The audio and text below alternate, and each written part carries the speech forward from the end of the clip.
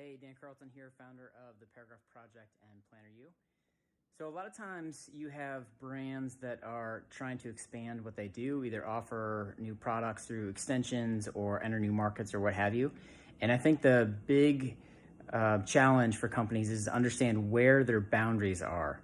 So if you have a brand here and it's essentially trying to have some sort of kind of growth, get from point A to point B, what they have to realize is that there is like this invisible wall between where they are now and where they want to go, right? So you have some sort of boundary that is going to impede them from getting where they want to go, right? So that at some point they're going to kind of hit a wall.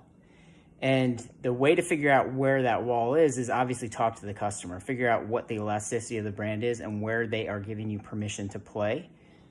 You don't have to necessarily concede to wherever that boundary is, but you need to recognize it and address it and move your brand forward to that certain point. And once you kind of get to the limits of where consumers will let you go, then over time,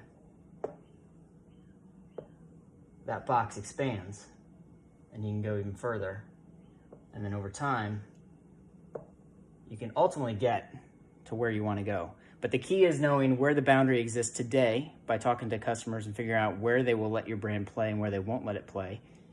Get to that point, and once they're familiar and comfortable with you there, then you can start to push the boundary again. But if you try to go right from where you are now to where you ultimately want to be down the road, you can lose trust with customers. They can start to not only reject where you're going, but it can erode the position that you currently have and you started with. So you always want to be mindful of where customers will let you go and figure out how to play within the boundaries that they're creating. Don't see those as limitations, just understand that you need to take things in stages and steps and recognize what those steps are and how to get from that point to the next one, the interim step, and then maybe a little bit further and a little bit further. And as you stage that out, it's going to give you a much more higher rate of success in terms of growing your brand and extending it into new areas.